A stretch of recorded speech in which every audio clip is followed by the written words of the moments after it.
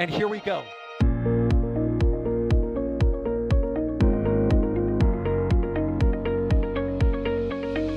have liftoff.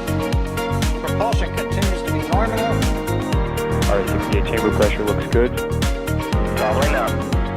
Roger, with planet. Water towers, fly! Yes! Tango down to nominal. Flighting down to SPD off. Bring in SPD off. It's orange! R45! Oh my god! Oh my god! Decollage. Look at this! Put that in the big bag, 343 unfolds to go. Indeed. We rise together, back to the moon and beyond. The methane would be igniting in the flare, correct? Yikes. You good? We don't need any more of these.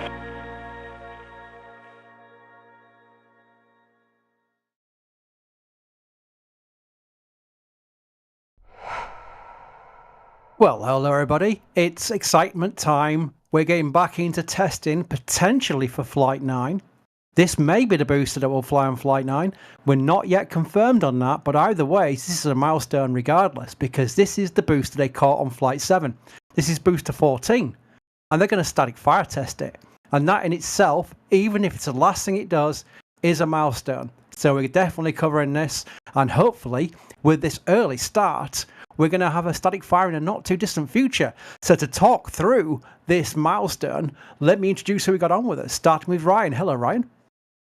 Well, hi, Chris. How's it going today? Yeah, it's really cool. It's a huge milestone to fire a flight-proven vehicle for the Starship program.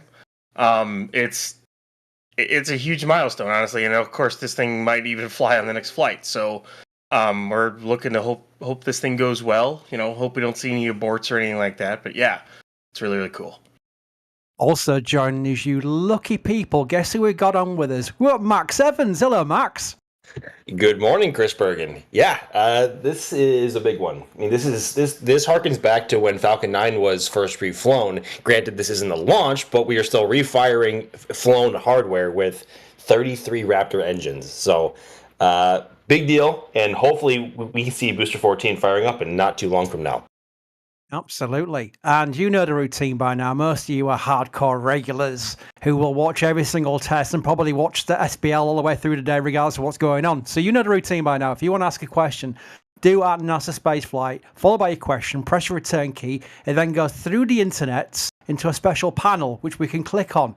And I want to also thank Jay in the background, Jay Keegan. I never thank the producers. I'm known for it. I just like, who's on commentary with me? And I'll thank those people. I never thank Jay. Jay's in the background doing great work, providing these views and doing all the production stuff, pressing all the buttons with a special...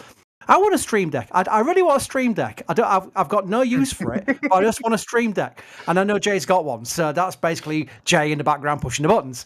Okay, so let's see where we are, because this OML event has started a bit earlier than we thought it would. Ryan, maybe if you want to explain where we are in the procedure towards propellant loading. Yeah, so usually, for flights, SpaceX takes a little bit of time to chill down the tank farm.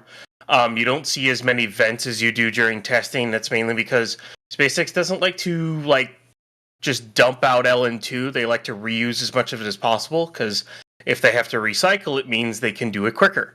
On testing days, they don't really care as much. Like today, where you'll see the pope vent go a lot more than on a launch day. You'll see the grass vent go a lot bit more. Because they're basically trying to chill down things as quick as possible, because they really don't care if they use up a lot of LN2. They can refill that before they get a fly again. So that's not really that big of an issue when testing. So a lot of times testing is a little bit quicker on chill down. Usually we see, at least in the past, I've seen it around 2 hours. I have never seen them do this in like an hour. The pope vent started around 7:45 in the morning. The grass vent was around 7:30, give or take. A grass vent is when they start to chill down the lines between the tanks and the pumps themselves. So it took them about an hour to do all that, and then they started chilling down the lines to the OLM. So they're going really, really quick here, and the OLM vent's already been on for about 20 minutes. which means we could see this thing shut off in the next 10 to 15 or even sooner, and then they go into prop load. So they're moving along really, really quick here. They want to get this thing tested so they can get back to working on it, plus Pad B. But yeah, they kind of brute force chilled down this tank farm, just kind of dumped a bunch of LN2 through it and chilled it down as quick as possible. You know, I was just going to say you had a phrase for that, like just before we went live, and I was hoping you would bring it up again. But yeah, brute force chill down is what you said. It's fascinating, really, because I think we could learn a lot each time to do any kind of propellant loading on a booster. Even the static fire tests on the ship at masses, we start to learn their procedures.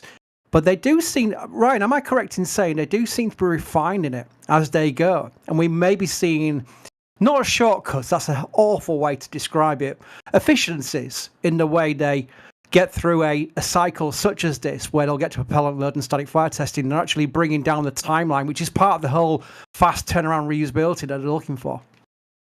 Yeah, it's part of, because I would say, yeah, it's part of like trying to find a way to chill down the tank farm quicker, learning how the whole system works. Of course, they're going to have to relearn this with Pad B, but there's still some of the systems that are the same.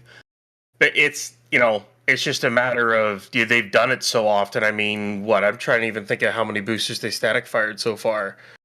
I have to go back and count it all. They in terms of, I'd have to count all the static fires for Booster 7, but they've static fired boosters for a while, and of course they've flown 8 times. So they've got this tank farm pretty well understood at this point, at least in its current form. So yeah, it's all about refinement. It's all about practice. Practice makes perfect. And, they're doing this in about an hour, and, that old Inventus is going a lot more now. We're probably close to waterfall, which means we're close to shut off. So, I mean, at this rate, I wouldn't be surprised to see a static fire within the next 40 to 50 minutes at this rate. Ooh. Hey, that means I'll be on commentary for a static fire. Normally, I do the first hour, and they get me off and put the professionals on to host it. When we get close to the event, so I might get to be on commentary during a static fire test for the first time ever. Oh my God, I'm so excited. Right, so basically, I want to go through some thanks, because we couldn't do this without your support. It doesn't work that way, where you can just put it on YouTube and basically go, well, it's okay, we'll just get a massive bank loan and do it that way. It's thanks to the community that makes it work. So I'm going to do some quick thanks here, starting with a hello guys from a name that's in Japanese, I believe, so I can't even want to start to try and pronounce that. Wilbur Baggins, who I can pronounce. Stream usually appreciated. Mr. One Wolfie gifted 5 Red Team memberships. Hal 9000 gifted 1 Red Team membership. We had Ryan Halkins upgrade to Capcom, which means you have access to our Discord server, which is a great place I spend way too much of my time in, because it's a great place. Not that Jarrad has done 20 gifted memberships. And then we're back with 5 Red Team gifted memberships from our Japanese servers. Yes.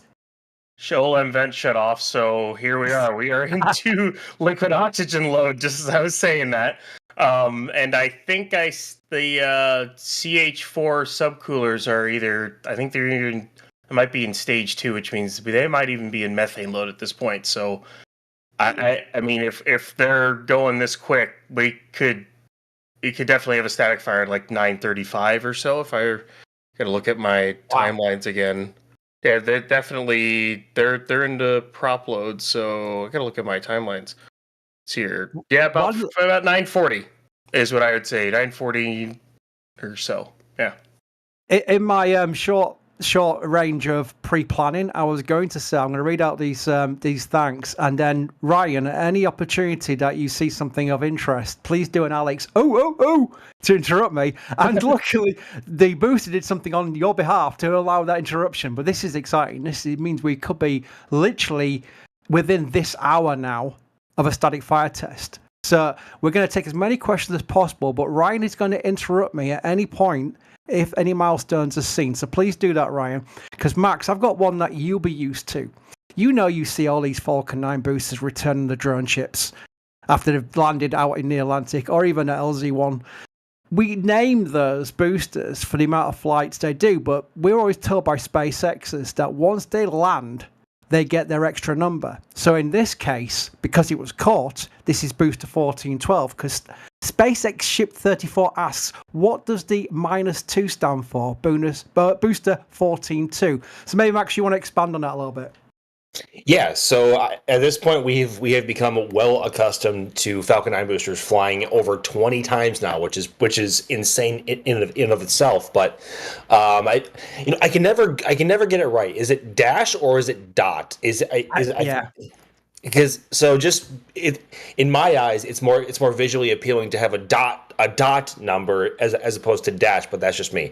But so in this case, they caught Booster 14 on Flight 7, and we were all speculating whether or not that would be selected for a reflight down the line. And it is still yet to be confirmed whether or not that's going to happen for Flight 9, but I guess we will have to wait and see. But this is a big test in of itself. But also, Falcon 9 is flight proven and is more.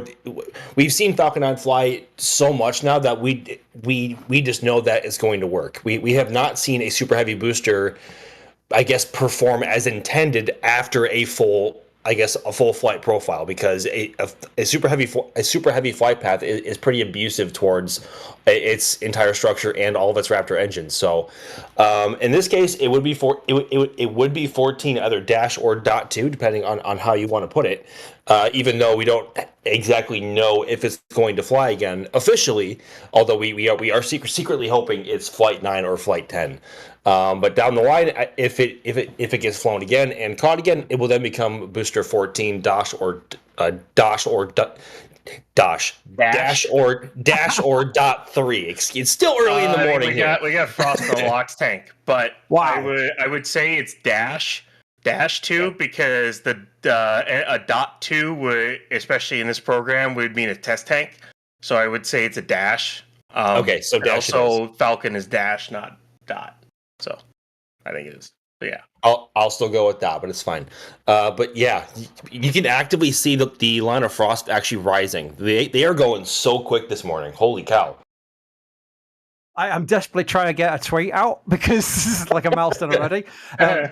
You know what I'll do? I'll come back to that. I'll do a little Bandicam clip because I've got an expert degree in Bandicam clipping of screenshots. So that'll be good. I'll do that later. But yeah, a lot of people are saying, why not 14-1? Technically, if you think about it, in the way that Falcon 9 does it, Booster 16, which is the other candidate for Flight 9, if something doesn't go completely right with the static fire test on 14, is 16-1 right now. So that's where they are. Just don't put the 1 on until they've actually reflown and landed and caught them. So that's where the 2 comes from. It's not a big deal. Nothing's gonna go wrong if someone misnames it. It's just the way it is. I do have a question relevant to what we're seeing right now. Methane tank frost, but yeah. Wow. Well, here we go. It's from Red Baron, who asks, how much propellant is filled for a static fire test? Ooh. They usually fill the LOX tank most of the way. And they only do, it's usually about two rings of methane, 2 to 3 rings. They only do as much methane as they absolutely need. And then the LOX is used as ballast. So basically just to help hold the booster down, because the hold down clamps and the structure which those attached to on the booster isn't designed to hold a booster down with for a static fire with barely any weight on it. It's just not designed for that. Same thing for ship. That's why they use liquid oxygen as ballast when they static fire these vehicles. And then obviously they only put as much methane as you need in, because if you end up having an anomaly, less methane is better, because that's less chance of a smaller explosion if one were to occur. So that's kind of what they do. And of course, Raptors, run through a decent amount of fuel, so they do have to put in a little bit when you're running 33 engines even for 10 seconds.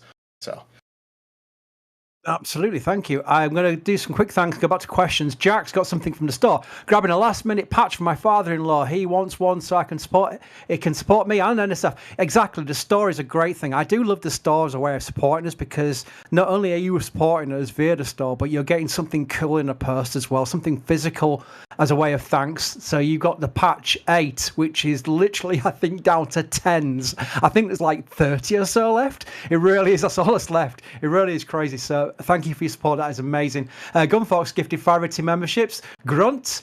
In future, will SpaceX static fire every booster before every launch? How does that tie in with major hurdle of rapid reusability? Great question there. So I'm going to go straight to Max, because Max, remember the Falcon 9s in the early days? The static fire test ahead of a mission was a regular thing, but it's now quite rare, unless like a big mission, like a crew mission.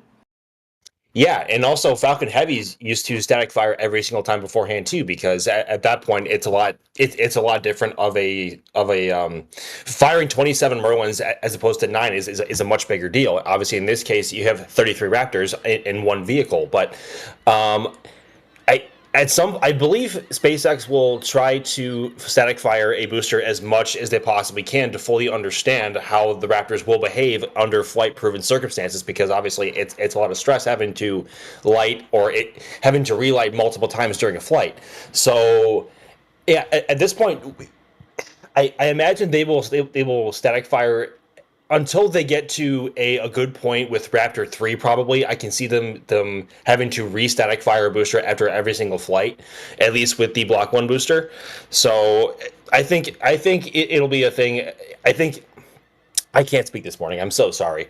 I think we'll see it for a while, especially for the however many Block 1 boosters we have left, and however often SpaceX opts to refly them.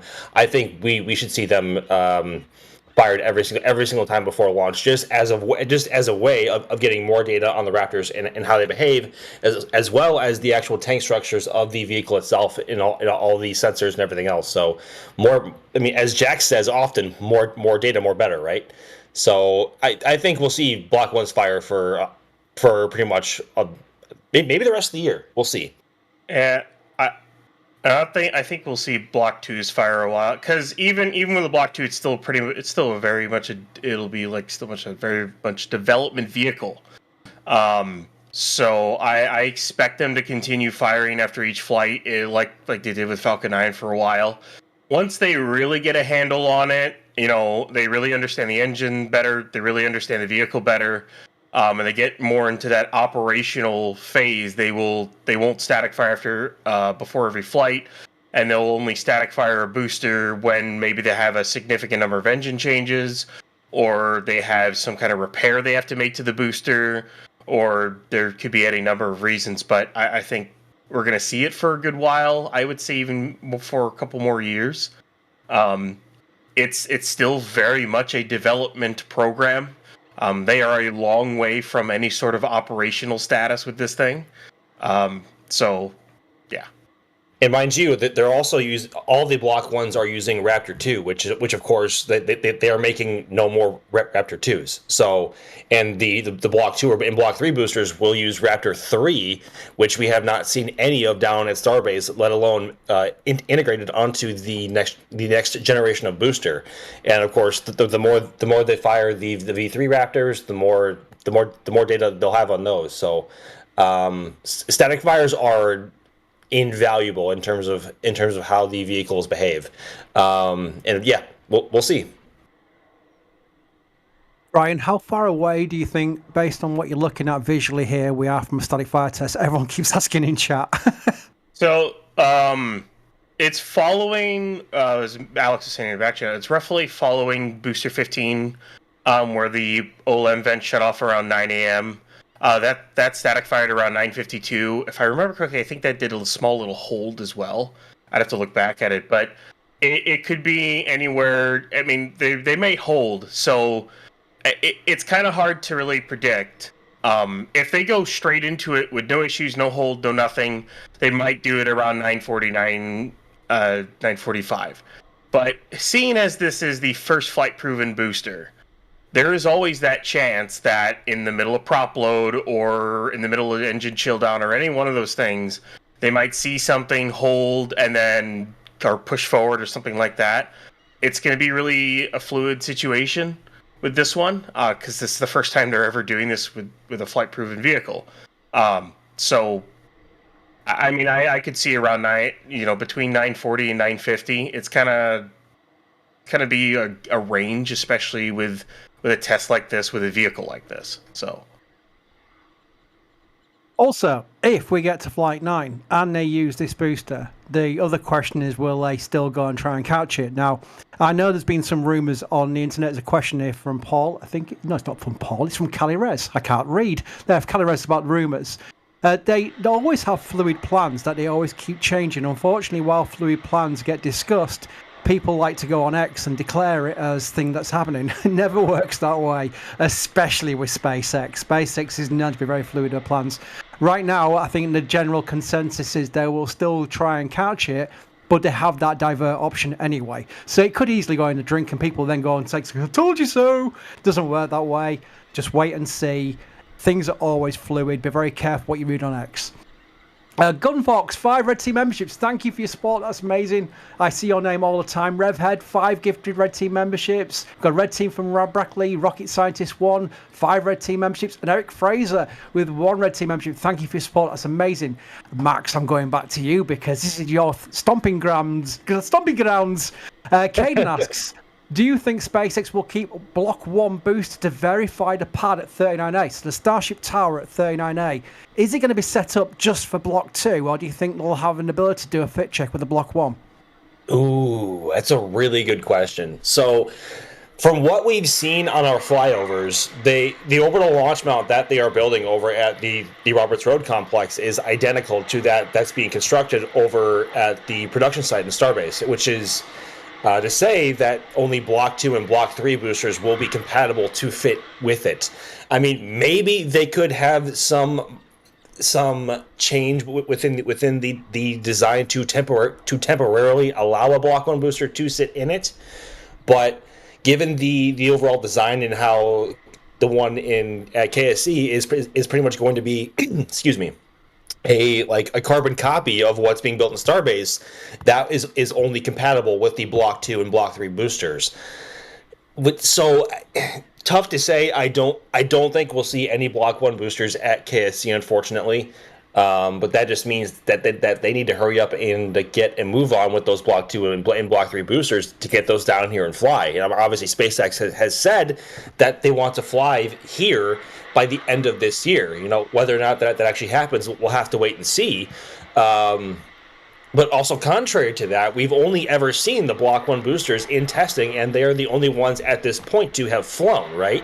So, tough to say. But I think... Go ahead, Ryan. I was going to think they're not going to use a Block 1 at Ariane. That'll be Block 2 and up.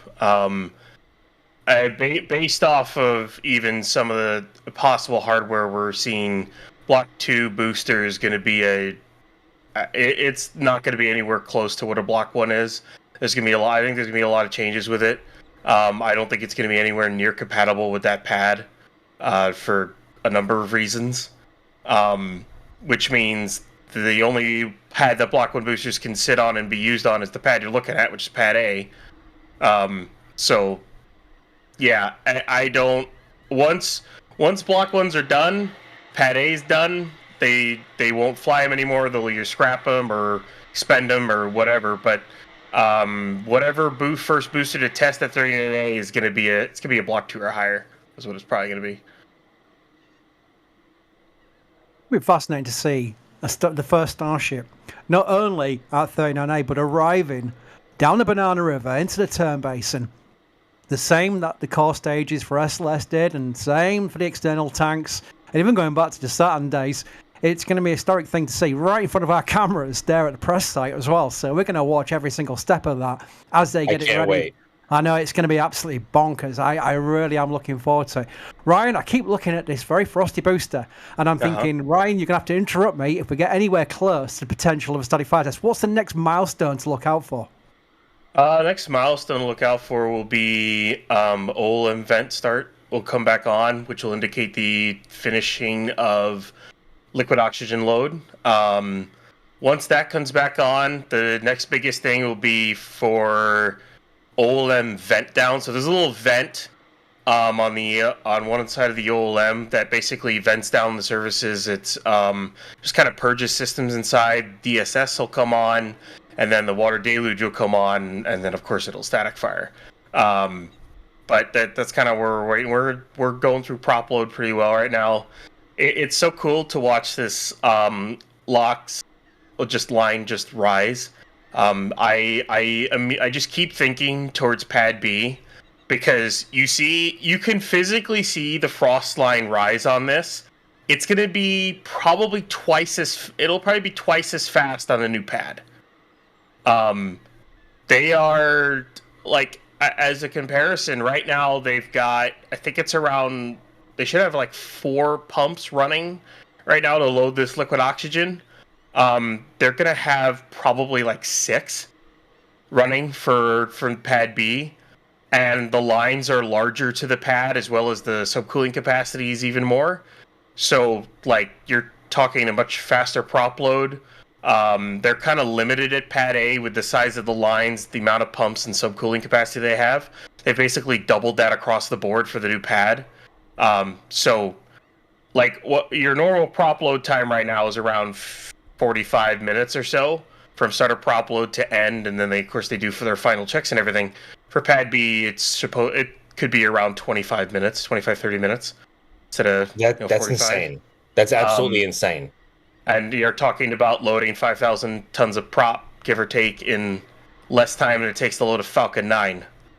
That's much faster than I fill my bath. I would expect that same setup to be at 39A and every pad in the future, and I expect them to do that to pad A once they redo it. It's part of that rapid reusability kind of thing, to be able to chill down a tank farm quick, to prop load quick, because it's like, all right, if they catch a booster, put it back on the OLM, and then they go put a ship on top, and the tank farm's already chilled down. Once they stack that, they then re-chill down the OLM and the tower, basically, and they could prop load that. They could get it done in an hour. They could chill down the OLM and tank farm, the OLM and tower, and then prop load in an hour. So they could do that hour thing, but of course, there's always the fact that they got to stack a ship and everything like that. So cool. So I've lost my way a little bit, Ryan. The question is, how far away do you think we are now from a static fire test, just based on where we're timing? Because everyone keeps coming in now. A lot of people are coming in because they've seen that there's a static fire test coming in. It's probably going to happen a lot sooner than they thought it would, including us. It's now 9:20 a.m. What do you think?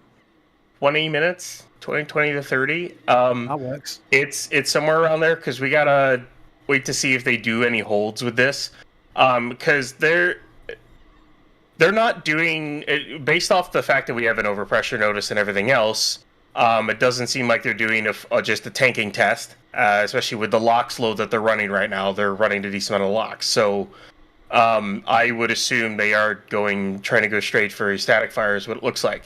Now, the reason some of you may ask, why are they doing straight for it? Well, you can do all in one. Basically, you load it up all the way. You're doing a cryo right now. They are testing the tanks, they're testing the valves, testing the vents, they're testing everything by just loading the vehicle. And then they'll basically do a spin prime for like a second, or the very minuscule amount of time, and then they'll ignite it and static fire it. So technically they're doing all 3 in one, and there's a drone looking at things. But yeah, it kind of tests everything all at once. That's why it seems like they're going straight for it. So I don't know. Cool. YOLO? The answer was 20 minutes. Yeah. Right, which is now 18 minutes. So we're going to keep a very close eye on this. I'm going to take as many questions as possible, so we're going to speed run a little bit here. Timothy Ward, during the booster lift, it looked like some of the nozzles were still bent. Would they replace those for launch, even though they are static firing them today? I'm going to say yes. But did we notice any bent nozzles? I don't remember any. I don't either. And it was also really tough to see, because the outer ring of 20 Raptors had these covers on them. So that also could have been it. But we also don't know how many engines have been either refurbed or just full on replaced on Booster 14. So it's tough to say for sure. By the way, we got engine chill. So that's around T-minus 20. So at this rate, it'd be around, I would say, around 941, 942 if they hold this. So Ryan, you're gonna have to stop me if I start rambling, because you know what I'm like. If I start rambling, close to this, I definitely don't want to talk over a static fire test. I just know what I'm like. Go on. I was gonna say, as for the nozzle still bent, it did look like some of them were. The static fire might just, bring it back into form when they just fire the engine. So, of course, that'll be something to see. Maybe SpaceX is trying something out. I don't know. We'll find out. Here's a plot twist. What if they do a spin prime test and then recycle for a static fire test? Is that the potential we could happen today? They could do that, but the fact that they've got this amount of locks in CH4, it looks like they're going straight for a static fire. They're going straight for it. That and also Mary received a full-on overpressure notice in Boca Chica, which doesn't normally happen for a spin prime test. So that is the indicator that this is all for a full-on static fire. That's for today, though, Max. So that technically doesn't rule out they could do a spin prime test now, then recycle in a few hours' time to do a static fire test. But again, that's where they're loading for a static fire. Yes. So that's where the difference is there. That was mentioned in chat, and I thought, hey, that's quite a good question, actually, to be fair. So I thought I'd read out in my own words. But this is exciting. If they static fire this within this hour, which is potentially going to happen, then we're done for the day. They'll de-tank and safe the pad and reopen the road and done. That's amazing. I know chat is still arguing over whether it's called B14 1 or 2. Let's just call it Booster 14. Let's all get together for a big handshake. Yeah, we'll all get into a room together. Everyone in chat, come and join me in my room. We'll all do a handshake together. We'll call it Booster 14 and everyone's happy then. How about that? That's a good idea, isn't it? That's a good deal. Paul Kruger asks, considering the ship status, might they refly and catch a booster without a ship? This would prove durability of the boosters. All right, how do we digress that one into a... Might they refly and catch a booster without a ship? Oh, no, on its own, literally on its own. No. You mean a big old booster hop, like they wanted to do back in the Booster 3, the BN3 days? No. They need flight data from ships. They need to get ship to reentry. They got to figure out that heat shield. They'll never do that. I don't think they'll ever do that, honestly. Fair enough. Yeah, I remember that is absolutely was a plan that after the initial test flights of ship, which started with SM5 and SM6 as basically a big tank with a big metal steel cap on its head, a 20-ton steel cap, by the way, the 150-meter hops. They went to the ship testing for the high-altitude hops and the belly flops, which we all enjoyed immensely with the flip and burn landings. And then the idea was, this is what Elon said, they were going to do a 150-meter hop of the booster. And they didn't do that. They went straight through and progressed faster than we all expected to. It was all a good thing towards full integrated testing. And that's where we are right now. So this is all very exciting. We are looking towards the future here. Let's not lose track of this. This is the vehicle that has the capability to put a city on Mars. This is the vehicle that's got the capability of making life multiplanetary. There's no two ways about it. That's not fluff. That's not me being a fanboy. I am a fanboy of the vehicle. I'll happily admit it. But it is literally what the whole idea of this is. This is the vehicle that maybe in 10 years' time, that we start building a city on Mars. It might be going too soon in 10 years, but we'll look back on these tests. We'll look back on these Block 2s that started off by going boom in space. We'll look back at the tank farm and the test tanks going boom and say that all played its part towards this goal of where we're seeing right now. It's a big deal and it's history. We're all watching it live. I don't want anyone to lose track of how important this is.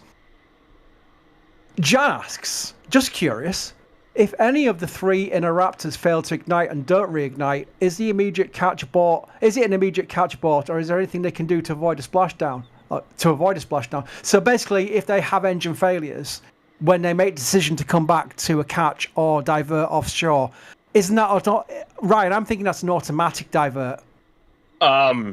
If they got to the landing burn and some of the say 2 of the 3 Interraptors failed to ignite, that would probably be an abort. I just want to say at that point, there is no abort to the ocean.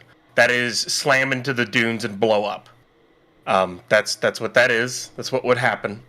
Because it's been always curious as if they could compensate with the inner ring of 10, but they can't really because that's not hooked into the landing tank. very well. So, like, yeah, they're kind of. Yeah, if they really well, actually, it is cooked in the Atlantic. If they lose those inner three, it becomes really hard to control the booster. You'd have to do like opposite firing engines on the inner ring of 10 to try to stabilize that booster. I don't know if you could actually do it. That would probably be an abort to the dunes because you wouldn't. It's already gliding back. You wouldn't be able to get into the Gulf. It would hit the dunes and blow up. Is what it would do.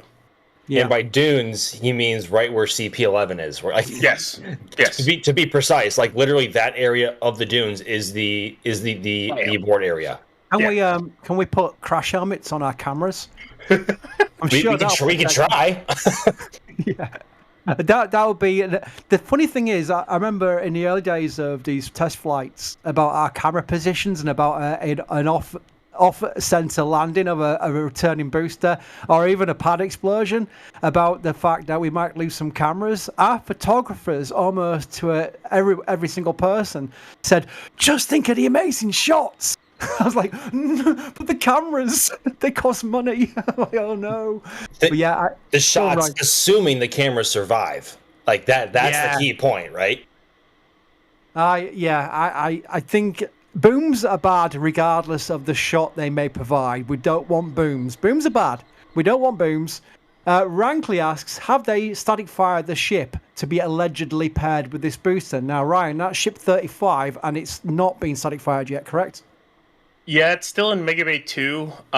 If they were following the timeline for ship 34, in terms of what static fire and the static fire timeline, ship 35 would have to static fire tomorrow. And as we know, it is not at Massey's. It is still in Mega Bay 2, so this one's taking a little bit longer than the last ship. That could be because they're trying to put in changes to try to prevent the thing from blowing up before it gets to Seco again. So, I mean, it's kind of a wait and see. After the static fire, it was 24 days between static fire and flight for ship 34. So if they want to make April, they kind of have to get that ship static fired within the next week and a half. Otherwise, the flight will probably push to May or something along those lines. So we're just gonna have to watch and wait. But of course, they could always do it quicker. But Very good. Yeah, everything we're talking about here is exciting. You know me, I go down a little digression road here, but I think it's important. As an older person, I'm the oldest person around here, definitely in this commentary. We went through an era of where I started getting really interested in spaceflight during the space shuttle program. Yes, I've mentioned shuttle. I do like mentioning shuttle. We got very excited when there was more than one launch every 3 months. We got very excited about that launch cadence. We're thinking, wow, this is really serious. This is like cool. We're covering launches left, right, and center every 3 months. We're going to get into an era now where the Starlink kind of cadence is going to be something achievable by Starship. Now, forget about the long-term goals of launching every single day. That's a long way away. That is a long way away. It's an achievable thing, but it is a long way away. But the kind of Starlink frequency for Starship is not that far away.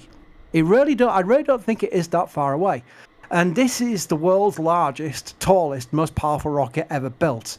So I'm getting super excited about this future for Starship.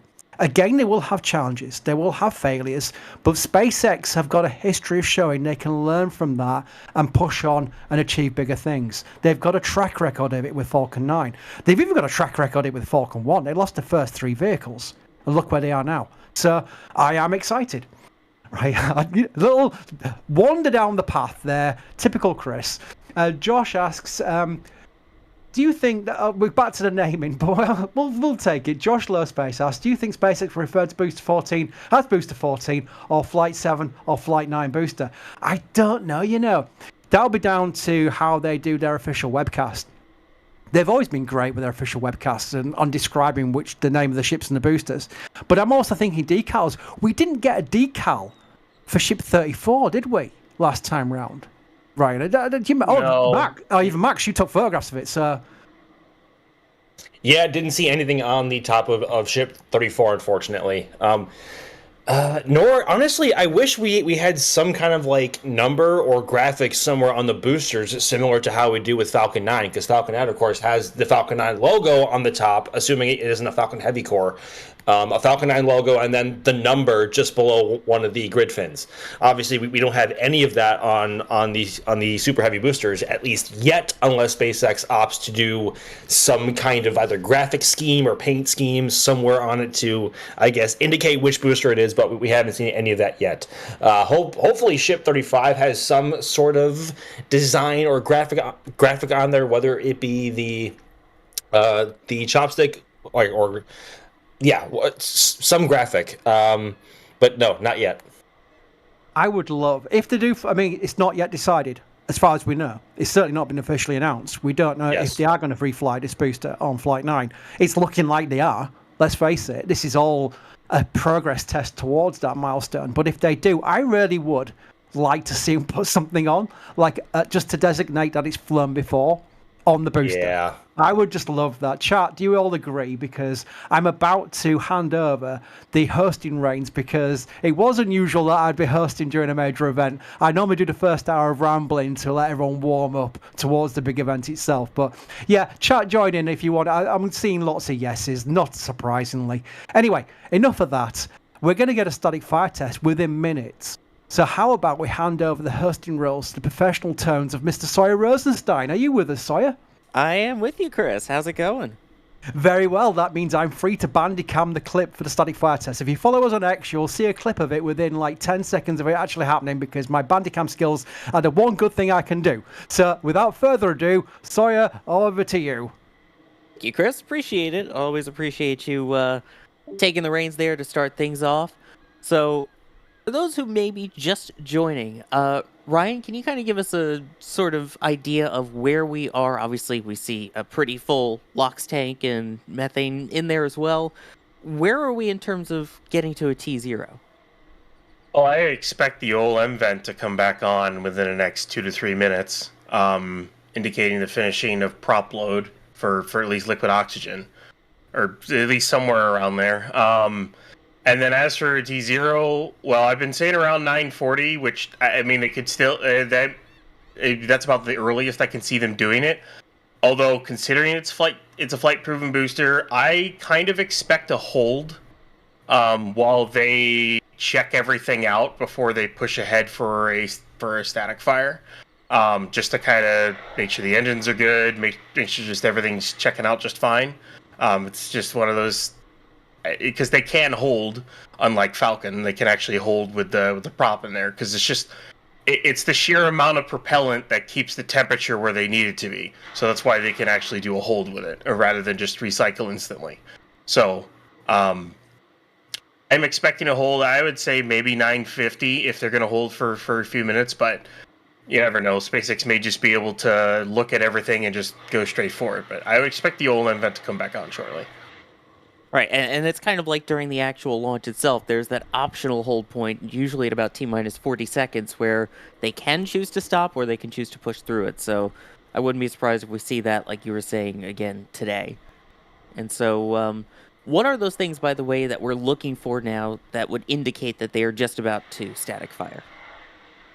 So within short order, once they're done loading, the OLM vent will come on, indicating, of course, as I said before, indicating the finishing of liquid oxygen load. The tank farm will start to die down a bit as they basically topped off the tanks. You'll see like all those clouds that are coming off the exhaust for the LOX subcoolers will die down a lot. And then once we get much closer, you'll see a small vent. From this angle here, it'll be to the right back of the OLM from this looking at this angle, which will basically be a purge down vent. Just kind of vent down and purge the systems on the OLM, vent down the booster QD and stuff like that. And then you'll see the detonation suppression system activated about T-minus 20 seconds or so. And then, of course, about T-minus 10, the deluge will activate, and then, of course, fire. So I would expect and those subcoolers seem to be dying down here. So I would expect an OLM vent to come back on any second now. here. I'll be careful then with my pitching of questions here while we keep an eye out for that. Same with Chris. If you hear it, just shout over me and let people know what's going on with that. Let's see here. We've got the methane subcooler. Speaking of asking a question here, Max, for the static fires, how do they keep the booster from flying away? And as you did, There's there's the the OLM OLM vent back. Looks like the subcoolers have died down on both sides, so that's prop load complete. So we should be about 2-3 minutes away, give or take. So yeah, around 9:40, 9:42, assuming they don't hold. So eventually the OLM vent will shut back off again. That'll just mean that, then they'll get the purge down vent and everything like that. So we're just kind of waiting to see that to shut back off and the purge down vent to start here. All right, then I'll switch this up while we have a couple seconds here. Max, what do you think in terms of what we'll see engine-wise for static fires? How many? How long? What's your prediction? I think they are going to attempt to light all 33 to whatever thrust level they normally do for a static fire. I mean, we aren't sure how many engines they've replaced, how many engines have been retained from Flight 7. So I think an attempt to light all 33 would be probably the best way to gather data on the booster as a whole. So I'm thinking all 33. Ooh, and how long do you think it'll go for? That's the other question. I want to say, oh boy, anywhere from 5 to 10 seconds probably, nominally. There's OLM vent. Looks like it's shutting off again. So they're getting closer here. Yep, everything proceeding as we're expecting, at least for past static fires.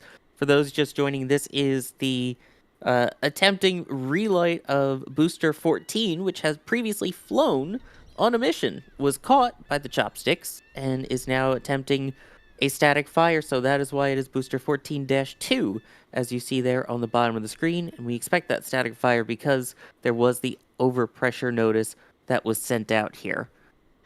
I mean, the speeds on this is absolutely crazy. What do you think the turnaround time will end up being? Yeah, looks like we got the vent. All right. All right, keep calling things out as you see them, Ryan. Well, I let's see here. You should expect. Yep, there's DSS. Here we go, folks.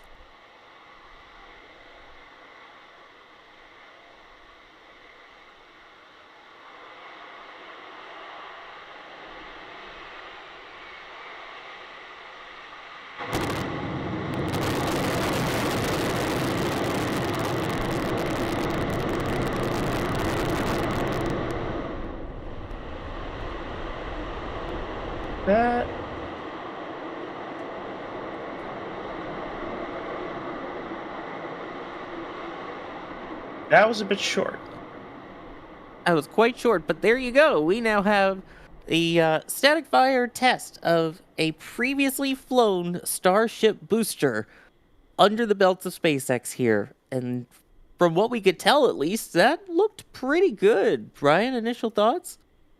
I mean, it's always hard to tell. We'd have to slow it down and see for the different flashes, see how many banks actually turned on and fired. It was I think it was about 8-second duration, so I guess that's kind of close. Usually it's around 10, but maybe SpaceX doesn't want to fire it for too long because it is flight proven. We don't really know if it went well or not until SpaceX tells us. So, because we can't tell how many engines is fired, not with all that gas and everything in there. But we could definitely try to look back and see, like the banks igniting if you slow it down. So I just kind of have to wait to see what they say. But close to full. And we are pulling those replays, so if you stick around, we'll be able to watch it back and see, and try and figure out timing, how many engines, which banks, all of that. So the static fire may have occurred, but stay with us. Let's see here. So Max, what do we expect now for the detanking process after this? Do they do any safing? Do they do any anything else they can gather here? I think they had to first figure out how well the static fire went, And I think, yeah, obviously at this point they are now in the process of safing the booster and offloading both the methane and the LOX on board. It made the plume that came out from the orbital launch mount made it a little bit difficult to see how exactly I guess the bank's firing order went, because the wind is currently blowing about northerly from the launch site, so it was a bit obscuring, but. Yeah, they should be in the process of offloading here right now, if not very shortly. All right. Base stuff looking back, looks like we had 3 banks firing. You can definitely see the first 2, and then you just barely see the third. So if all 3 banks fired the way they're supposed to, it should be all 33. And for nearly full duration, or at least compared to what they've done in the past. But of course, we don't know what the amount they wanted to do, because of course it's flight proven. So this is a new territory for kind of everyone, including SpaceX. So they're gonna look at their data, make sure everything's good, and then they'll start to depress and detank, and then the full depress won't be until they fully detanked everything. So Yeah, so there'll still be lots of vents to listen out for and watch for as we keep going here. Question from Adrian, not our Adrian, but Adrian in chat asking, Max, given the static fire was short by booster standards, do you think SpaceX will do another longer static fire to build confidence in pre-flown boosters and engines? Well, I mean, it's tough to say because we don't exactly know what SpaceX's goal here was. I mean, whether or not they wanted to do a normal full duration that they would for a brand new booster, or a slightly shorter burn for a flight proven booster, we don't know. That will depend on what SpaceX deems the results of this static fire to be, whether or not the booster is healthy, the engines are healthy, they got all of the data that they wanted. So tough to say. We'll have to wait and see. But it was a bit shorter than a brand new booster static fire, but again, it wasn't like alarmingly short. They seemed to still ignite all 3 banks of engines. So it looked good for us, and so we'll have to see what SpaceX has to say. We will await the posts on X, the Everything app. Also, you can see there on the right, our camera's getting a bit blasted there during the static fire. A little dirty, so we'll need to have Jack go out and clean that next, I guess. Yeah, looking back, it looks normal. That looked like a normal static fire. It looked a little weird to me because we had a little bit of a camera switch there, but looking back at it and the duration, yeah, I'd say that was normal. 3 banks, 8 seconds, about normal. So, assuming they all lit, of course, the only way we know that is confirmation from SpaceX. But then that should be a good nominal static fire of Booster 14, the first ever static fire of a reflown, or not reflown yet, but obviously a static fire of a already flown super heavy booster. So that's a huge milestone in the program. Ryan, John, Innsbrucker, Weber, everybody. Let me take a second here while we get the replays pulled and everything to thank a couple people. Phil, thank you for gifting a Red Team membership. Sietse, I believe. I'm sorry if I'm mispronouncing that. Saying thank you for the stream, getting an item from the shop. Let's see. There you go. Getting one of the NSF shirts. Very nice. Bideford earlier was saying, please wait, I'm driving. Hopefully you were able to actually see that one, Bideford. And again, if not, we will get those replays up and we'll make sure you get to see them. Eddie White, thank you for gifting a Red Team membership. Rankley, oh gosh, the idea of this. Max, I blame you. When will Raptor debut stubby nozzle? JK, it's utterly bananas how fast they can fill this beast. RVAC stubby incoming. Hello. Would you actually like that? I don't know. I mean, SpaceX will do whatever is most efficient and most optimized for the best performance on a Raptor, whether it be sea level or vacuum. But I don't think that's coming anytime soon. I mean, it took a long time to even get an MVAC stub, and even that is very specialized, and we don't see it too often. So I don't think any sort of stubby Raptor is coming soon. Yeah, which I'm grateful for. Stubby nozzle, not the most aesthetically pleasing in my opinion. Says you. This is the correct opinion, yes. Todd Harris with the $20 super chat saying, I have a request for the next flight. Would it be possible for y'all to show a graphic that displays the ship's position on the globe? Really curious about how far it travels during re-entry. That's an interesting idea. We'll have to see also what data SpaceX provides on that. But if you're wondering about at least the trajectories of how far it goes downrange during the launch, well, you can use the Next Spaceflight app or nextspaceflight.com, where we have now, powered by data from Flight Club, you can actually kind of see the full trajectory in 3D and get an idea of how far downrange it goes, how high up it goes. So that's a new map feature using actual data for the launches. So you can check that out in the app. Subtle plug. I apologize, I can't pronounce the symbols, but thank you very much for the super chat. And then Rokit saying, do you think SpaceX would ever consider building a rail system to transport the launch vehicles between the launch site and the production site? Max, I'm going to throw that one to you, given you've been to both Starbase and obviously know the Roberts Road facilities here at the Cape.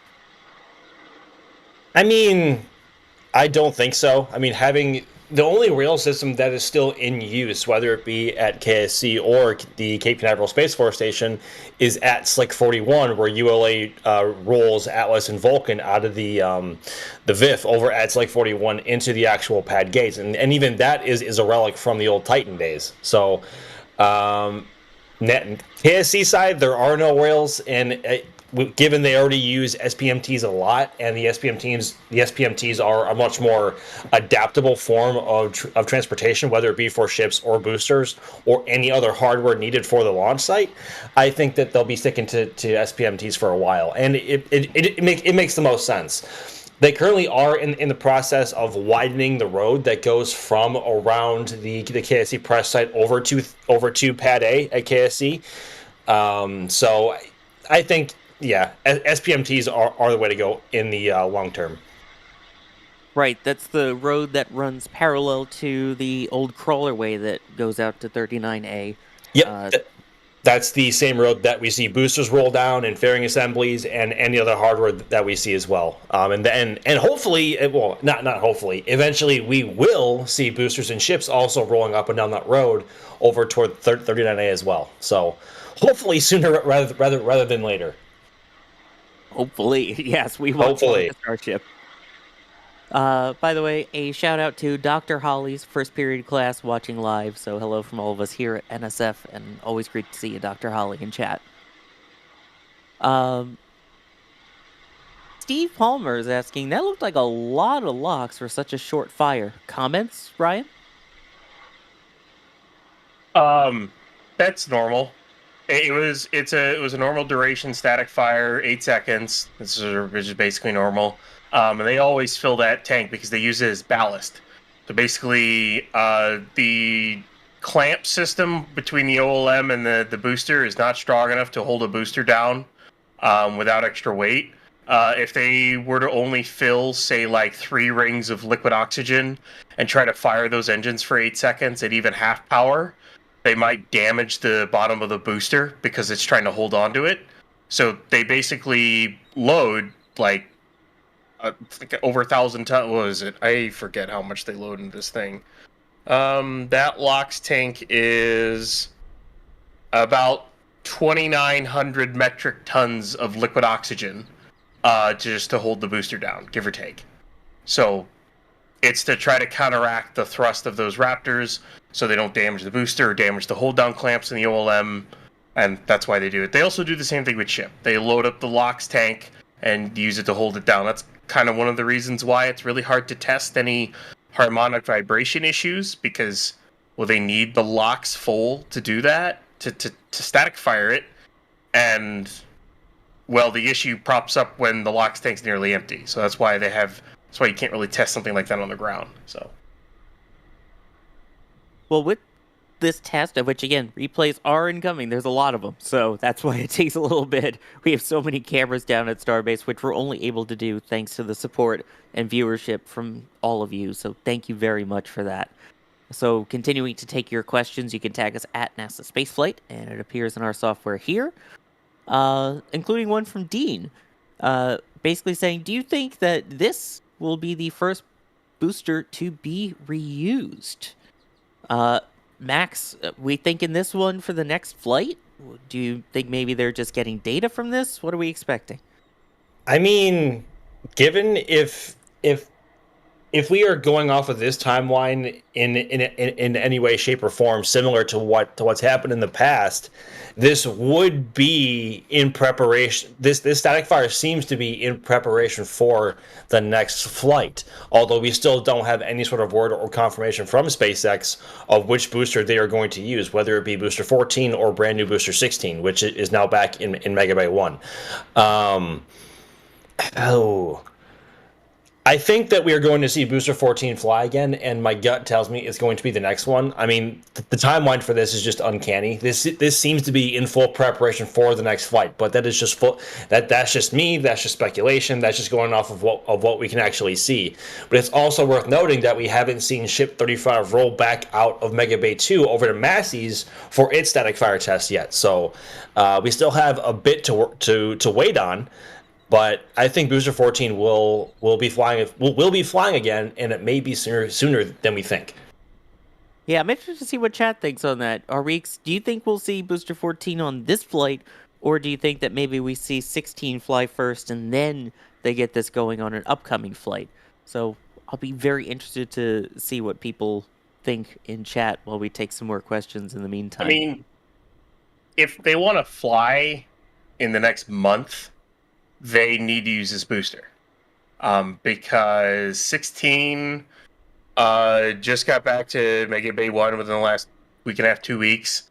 It needs to get its engines installed, then it needs to go out for a static fire, and that's probably at least three weeks away or so. And then, of course, there's post-static fire stuff that it has to do inside the bay. 16 probably won't be ready for flight till mid-end of May, maybe end of May or something like that. Could be early June even. So if they want to fly soon, they kind of have to use 14. Otherwise, they're just going to have to wait for 16 to be ready. So, yeah, I'm seeing a lot of people predicting that this will be for Flight 14, or for Flight 9, for Booster 14, excuse me. Flight 14. Flight 14. Hey, maybe it gets reused a second time. A third time or whatever. It's early, but yeah, a lot of people predicting Booster 14 for Flight 9 and 16 for Flight 10. So we will, of course, see, and all of our Space Coast or Starbase live cameras will be keeping track of it. Boy, can you tell I do Florida stuff usually? I think we should I think we should note right now that we can see the frost line falling away both on the LOX and methane tanks, so they are well into prop offload operations. And again, that is totally expected after what appeared to be a pretty good-looking static fire. Here's a $20 super chat. Wow, from Plutonium 239 with a question I'll throw to you, Ryan. Saying, by making the hot stage ring thicker, will it prevent damage to Starship during separation from the booster? Hot stage V2.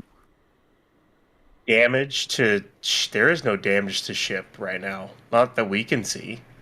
Well, I mean, we see that it gets a little toasty at the top, I guess, which over time, that's fine. It's a Raptor exhaust hitting the booster. That's going to happen when you're doing a hot stage. I mean, heck, even Falcon 9 gets a little bit roasted by the MVAC. And that doesn't even use hot stage, you use a pusher system. So, and it kind of happens to almost any rocket. The first stage gets a little cooked.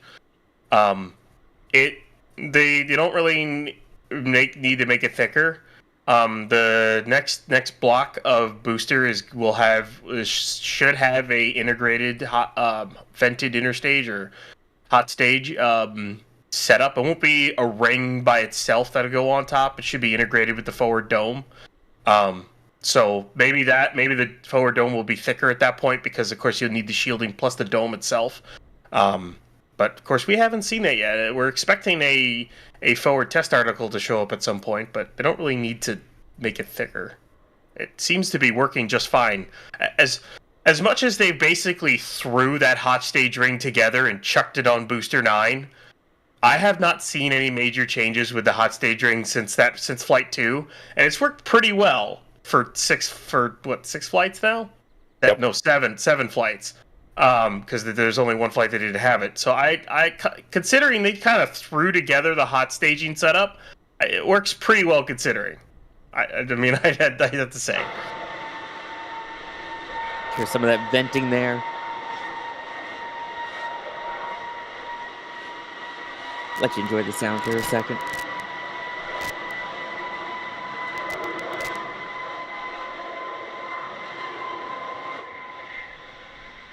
Love it.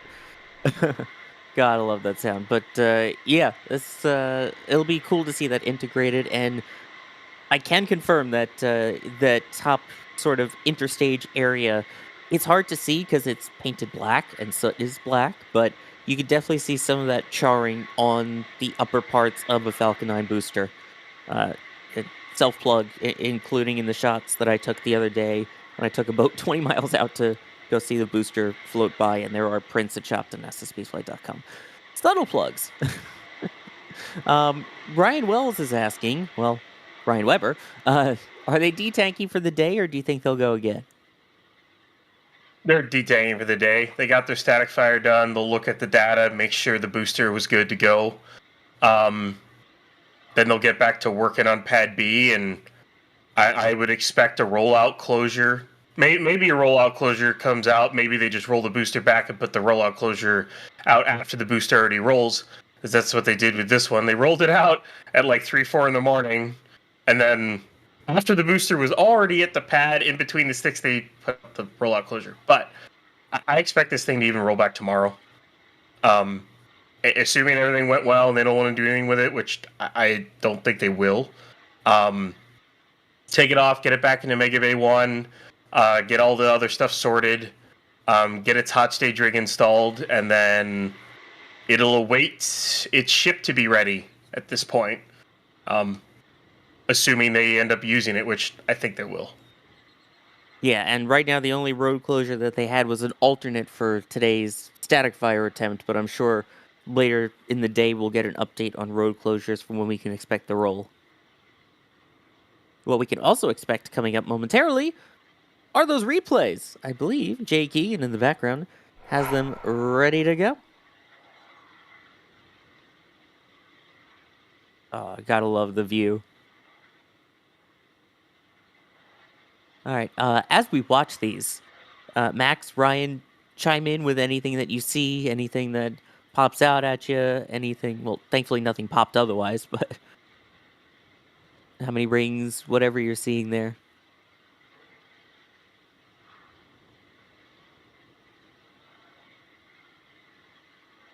So you can 3 kinda see banks it. right there. Yep. Yeah, You you literally see the see all staggered 3 pilot. ignite. And they do it staggered there.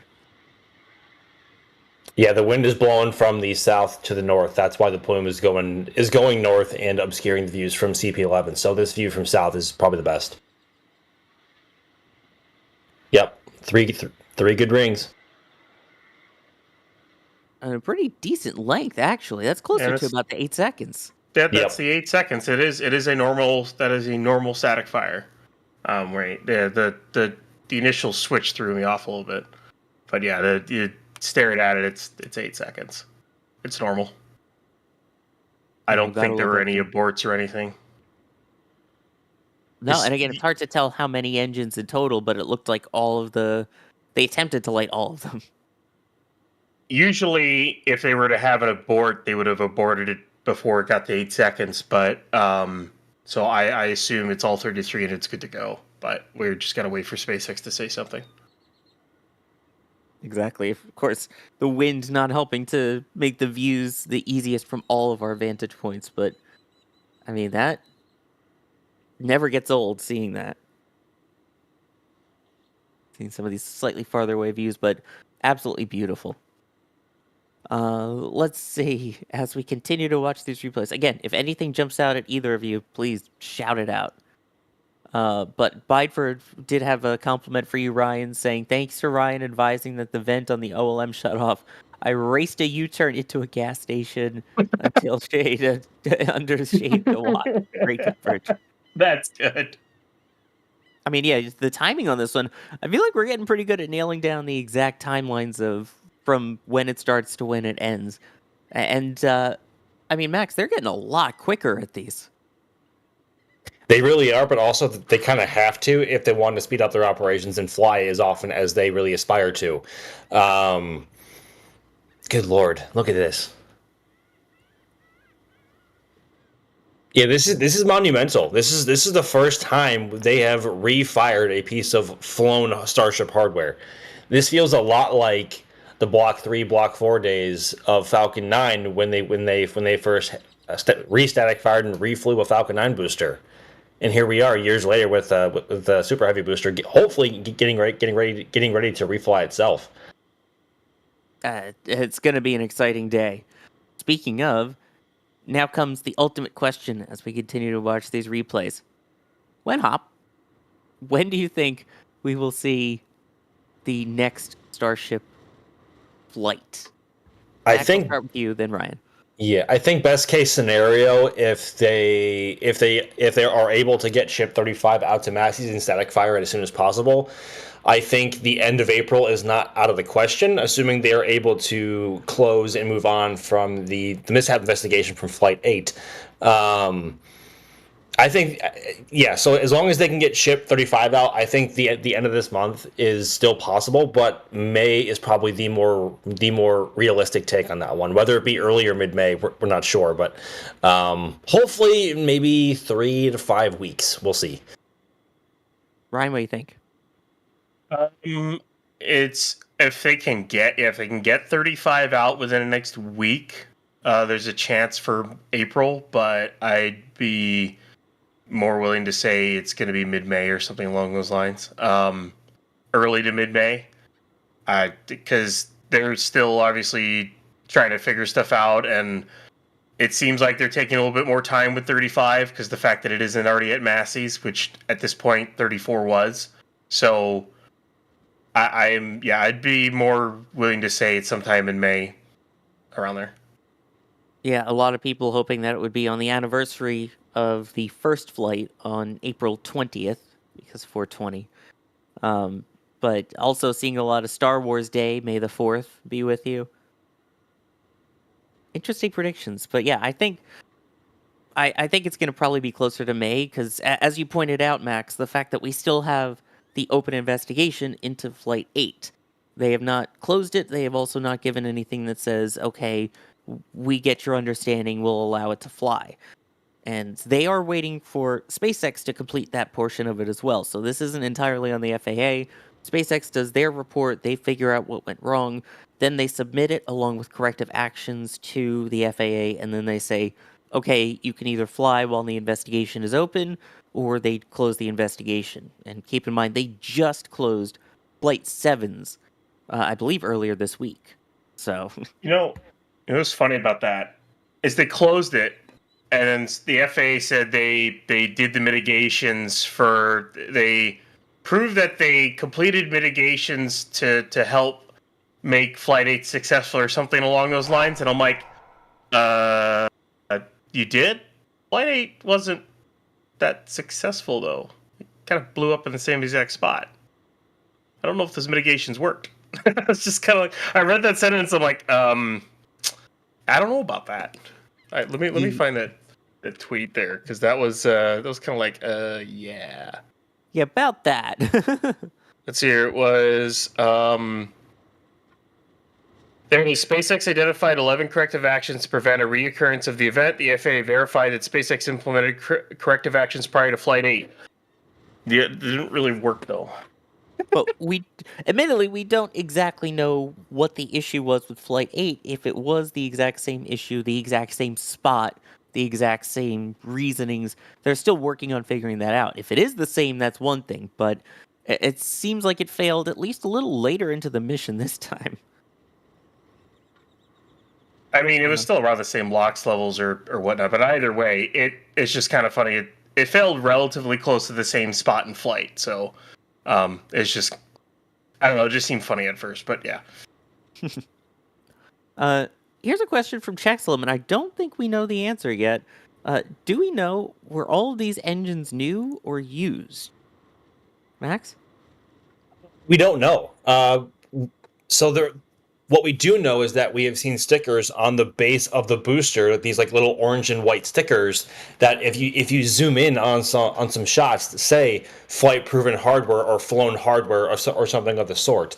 Now those are only on like the engine covers on the base of the booster.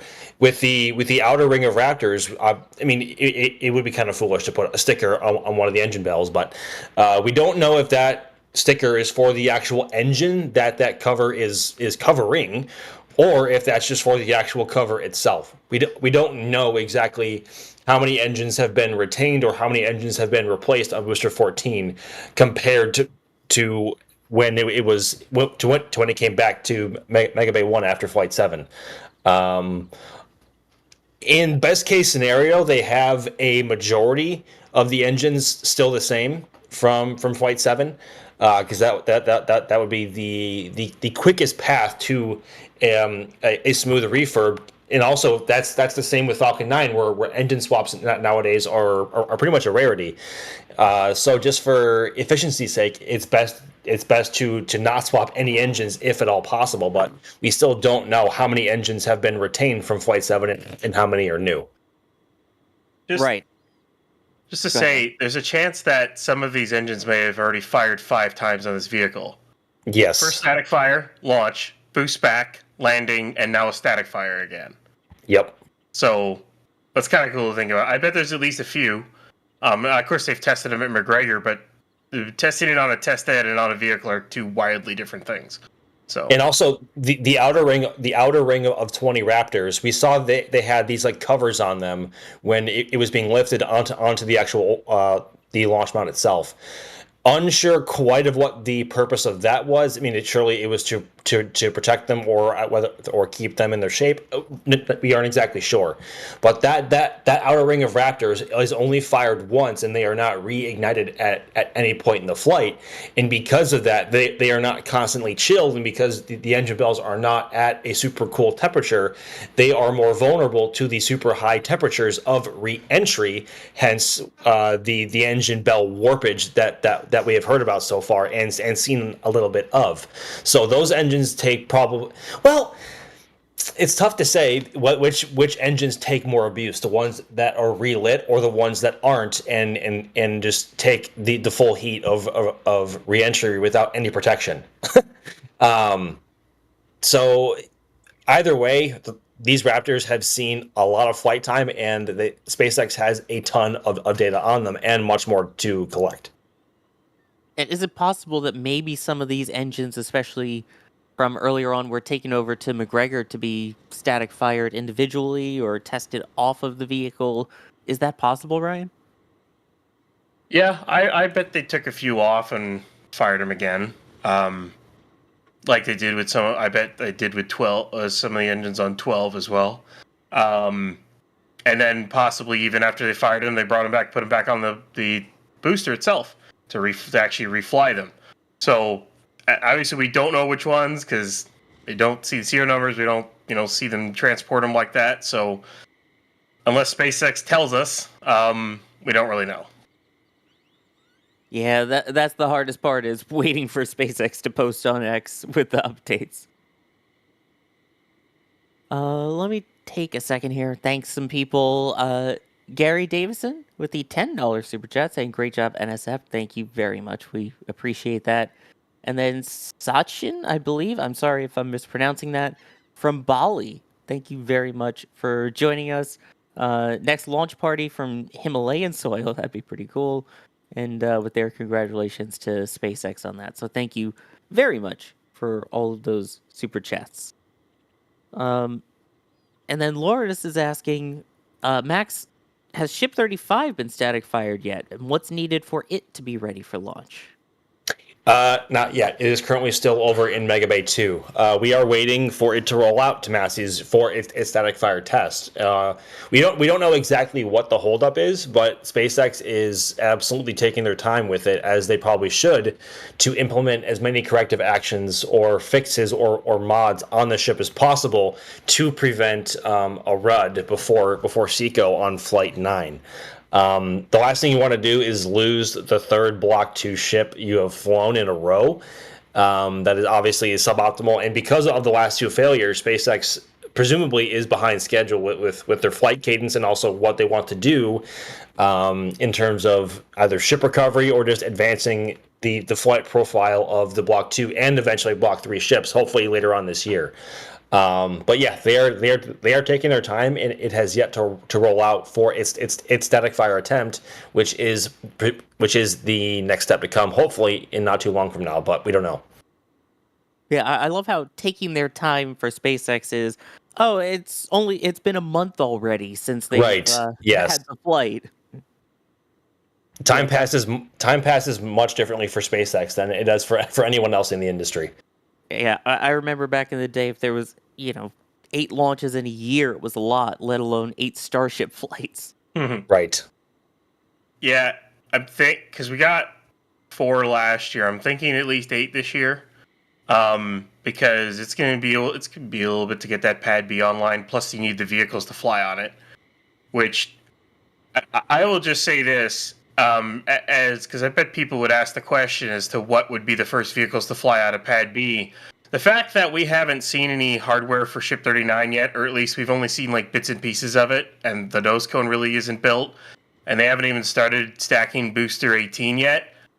I'm going to go ahead and make that prediction that it's going to be like Ship 39 Booster 18. It's going to be the first to fly out of that pad. It's going to be, and both vehicles will have Raptor 3 on it. I'm making that prediction right now.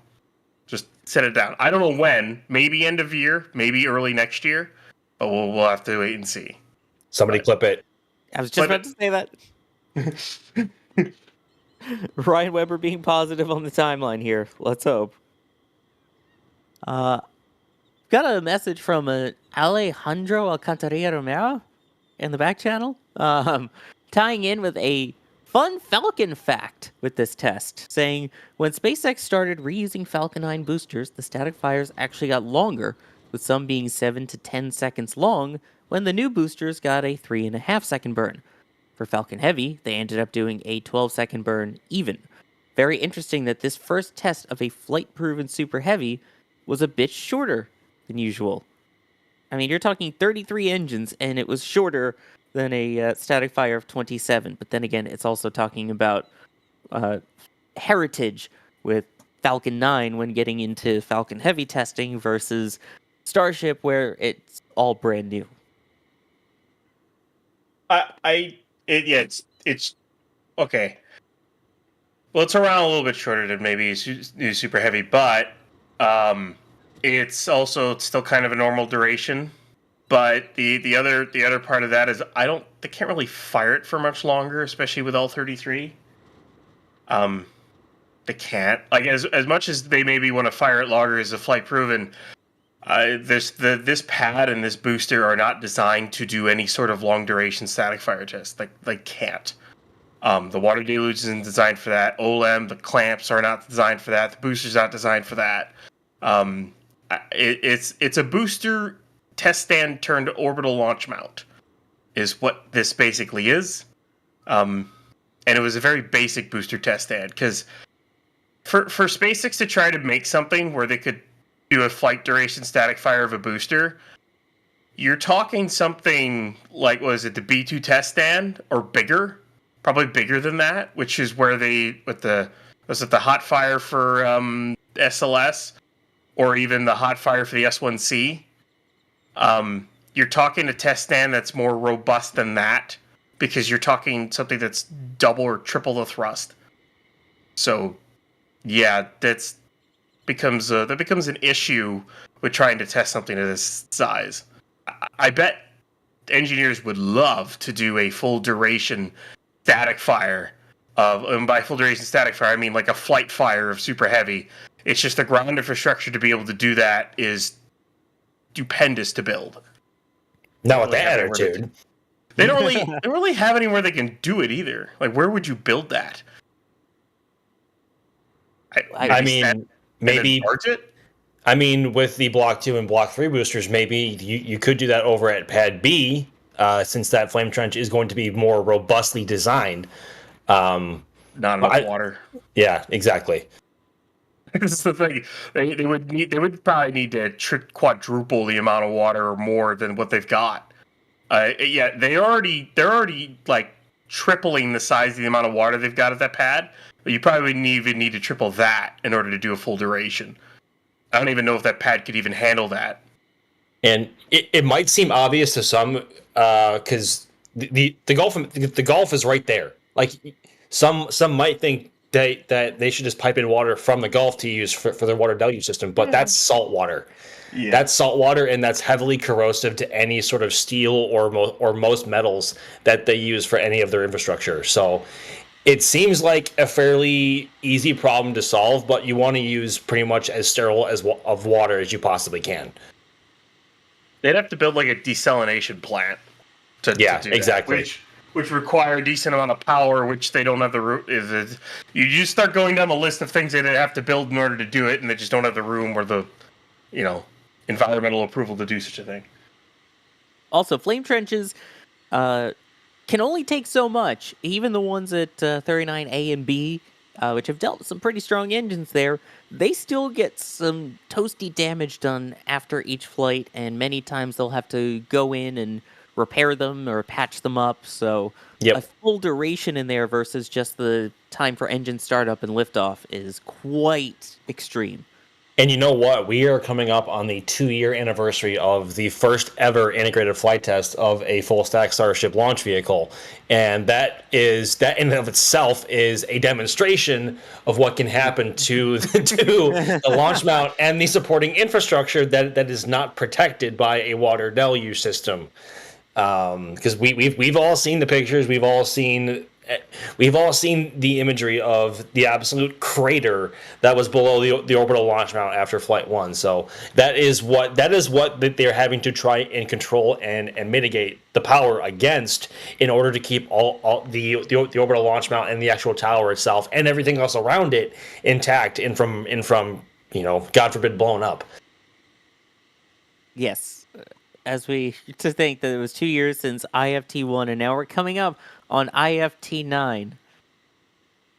I know I just made a lot of people angry with that. That's Deepod Dolphin in chat. What?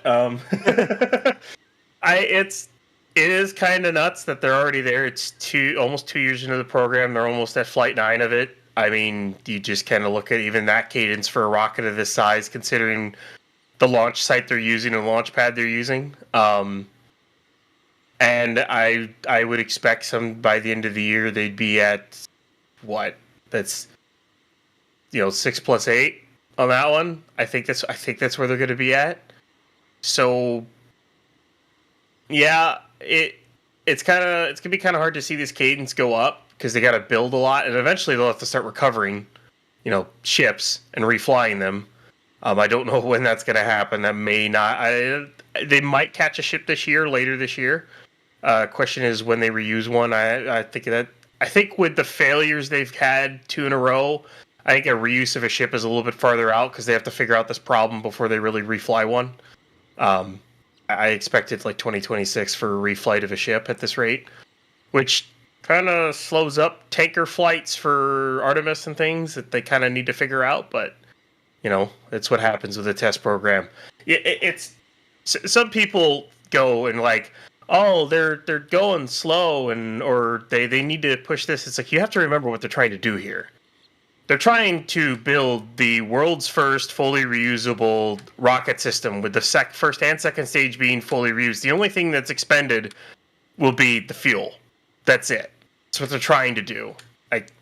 Something no one else has ever done before, and it's the most powerful and largest rocket anyone's ever built before.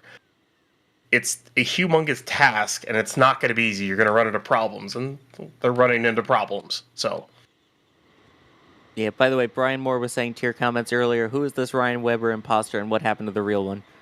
What do you mean?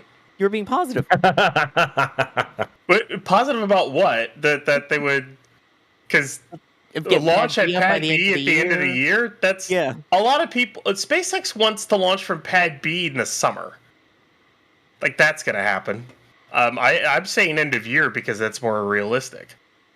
SpaceX also wants to fly at least once out of here, but by the end of the year, which I don't think it seems impossible now, but I feel like that they're going to be a lot closer than some people think. Whether or not it happens this year, we'll see. But even if they don't, it might not be that far into next year. So I don't think they'll be that far off. But we'll have to see.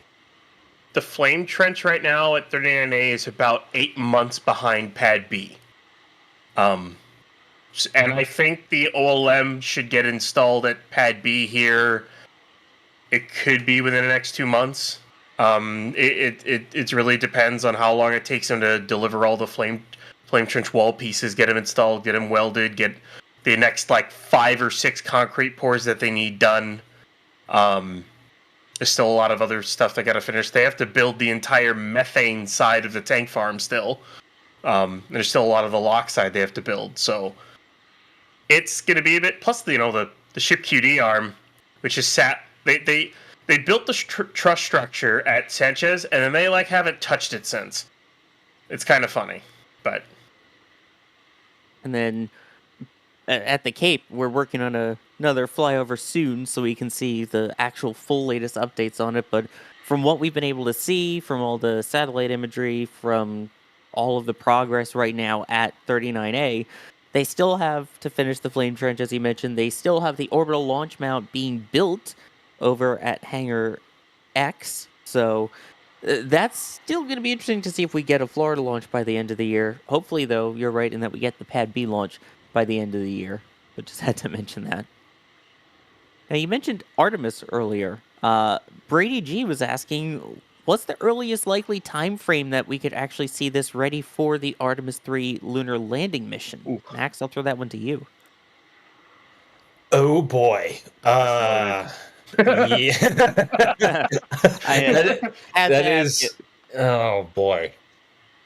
Well, the current timeline is what, 2027? So... oh, boy. I mean, you gotta go down the list of the milestones they still have to hit. I'm just trying to think of it. I'm just trying to think it all over my head.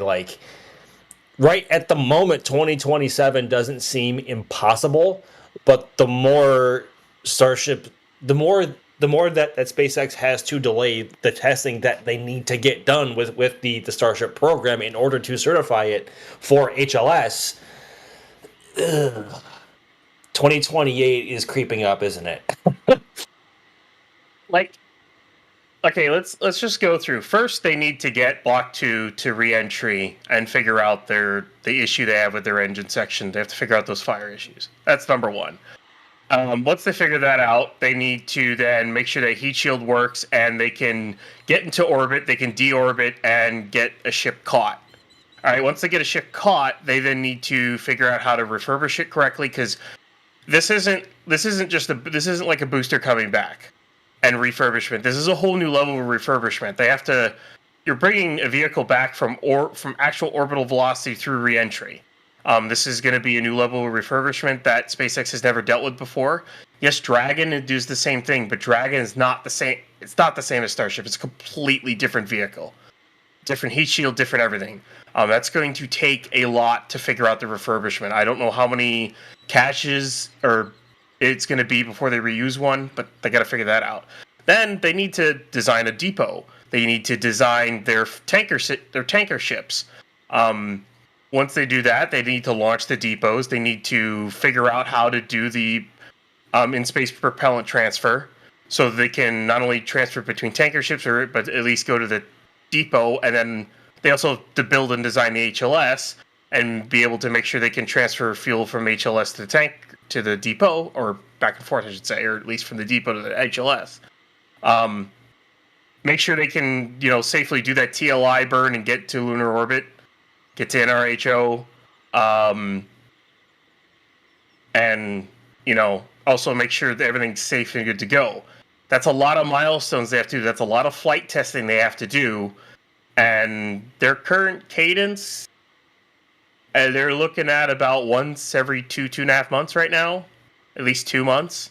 At the moment, they aren't really building a lot of vehicles right now because they're trying to switch over to more upgraded vehicles at this point and a more upgraded pads. So there's a lot that they have to get done in a very short amount of time. Can they do it? It's SpaceX. I wouldn't really put it past them, but it's going to be interesting to see if they can. I'm kind of thinking 2028, especially with the setbacks, the 2 setbacks they've had, which they're kind of setbacks, but the biggest setback for those 2 explosions are basically the fact of no controlled re-entry data on that heat shield. That's they really need to figure that out. So there's a lot of things they got to do.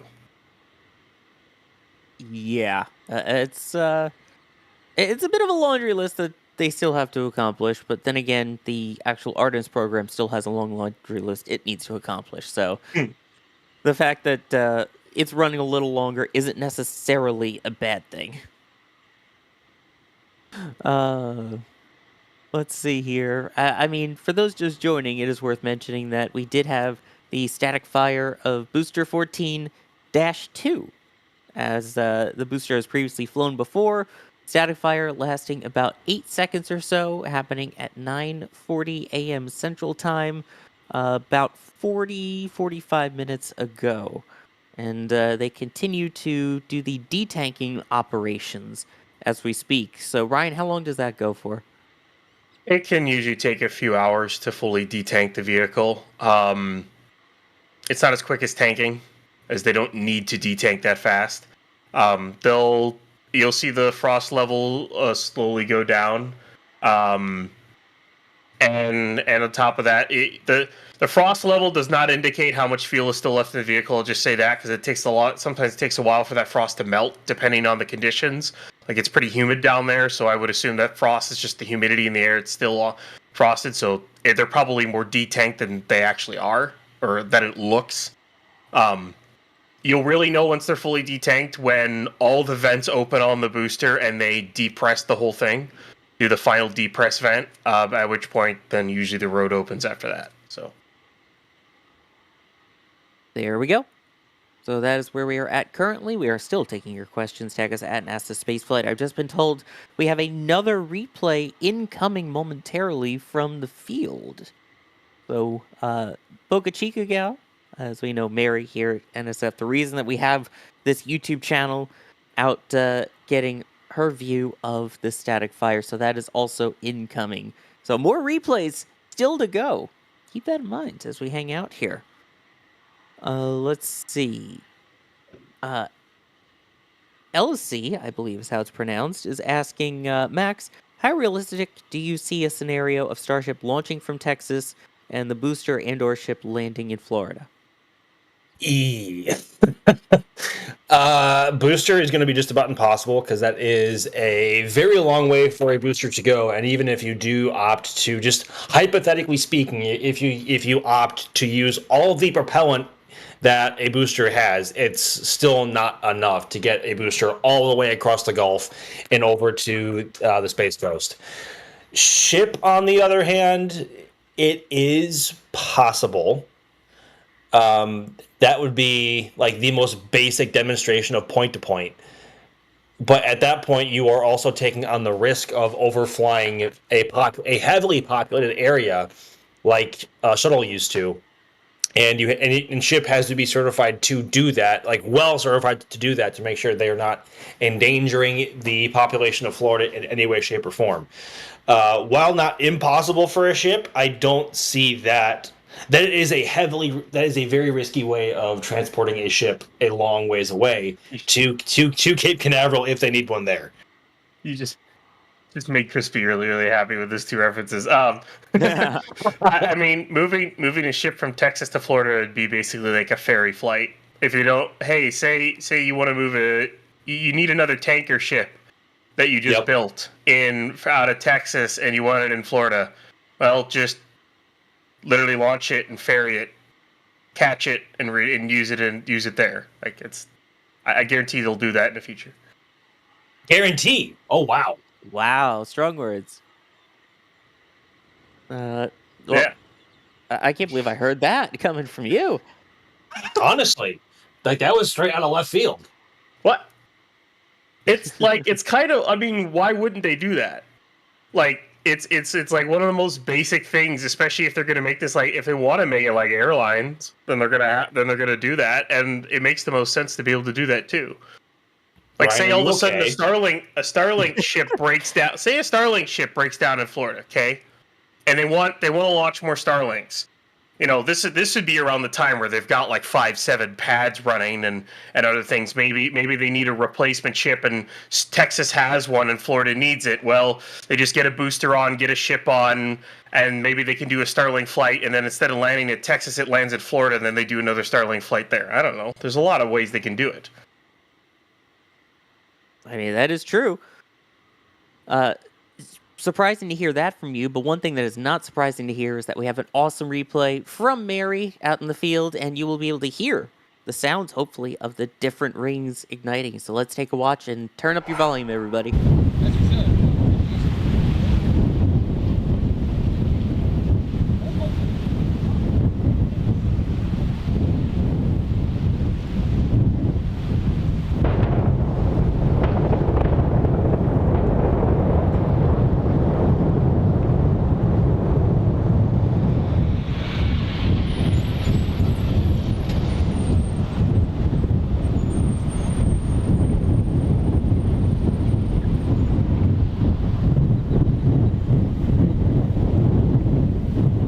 Always love hearing each bank igniting. That's always cool. Yeah, you can hear 3 of them, right? The pop, pop, Yeah. pop. That is so cool. Great job, Mary, with the visuals, especially the audio on that. That is always so cool. So just for those who don't know, why do they stagger them, Ryan? Because it's kind of hard to ignite 33 engines all at the same time. That requires a decent amount of pressure in the spin-up lines. So they just do it in banks. I'm trying to remember the exact banks off the top of my head, but they do it in 3 banks. I think it's like 13, 10, and then like 5 or whatever the heck it is. I'm trying to remember off the top of my head, but it's easier to do it staggered.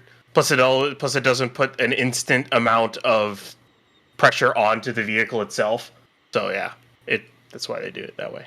Even with Falcon 9 and Falcon Heavy, though, they also stagger the ignition of all the engines in order to not put too much stress on the actual thrust puck on the bottom of the vehicle. And you can see that with Falcon Heavy, especially at night, because you'll see the orange glow begin to appear below the vehicle, but you'll see other flashes of orange appear as the engines ignite before it eventually begins to lift off the ground. So staggering the ignition of engines is not anything new. And of course, one more shuttle reference, you can see that on the RS-25s on the back of the shuttle as each RS-25 ignites one after the other. Oh, thank you for bringing up shuttle and the RS-25s. Oh, my favorite engines. I love when the engines also make Mock Diamonds, who Mock Diamonds gifted a Red Team membership. So thank you very much for that. And you can see the detanking continuing now. I think we're going to wrap up our dedicated coverage, but of course, that detanking, you can continue to watch it at Starbase Live, which is our 24/7 live cameras at Starbase, keeping track of all the action, all the time, all live, all on NSF. And all of the sentences had to contain all there, I guess. I first off have to thank Chris Bergen for starting things off, kicking it off here, and before handing it off to me to host. And of course, for the commentary, Ryan, thank you very much for joining. Pleasure as always, Sawyer. It's so cool to see a already flight-proven booster, first ever. Tonight is an awesome milestone in the program. I can't wait to see this thing fly again. I hope it flies in Flight 9. It should, but it's going to be really, really cool. I can't wait to see it. Oh, same. And Max Evans, thank you for joining as well. Pleasure as always, everyone, and thank you very much for coming to hang out with us. Yeah, this is a fun one.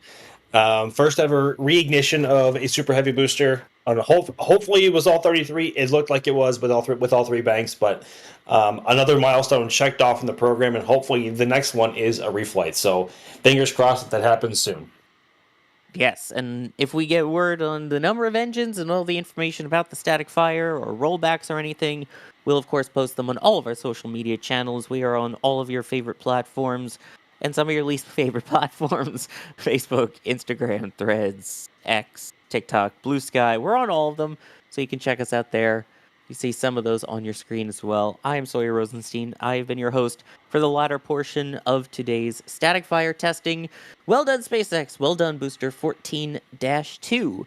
And we will see you all next time here at NSF.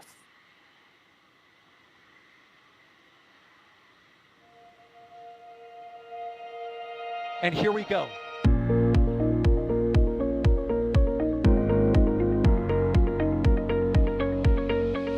We have liftoff. Propulsion continues to be nominal. RA-68 chamber pressure looks good. Rolling up. Roger, Atlantis. Water towers, fly! Yes! Tango down to nominal. Flight downside SPD off. Say again, SPD off. Off. It's orange! Oh my god! Oh my god! Decollage. Look at this! Put that in the big bag, 343 unfolds to go. Indeed. We rise together back to the moon and beyond. This methane will be igniting in the flare, correct? Yikes. You dead? Sure. We don't need any more of these.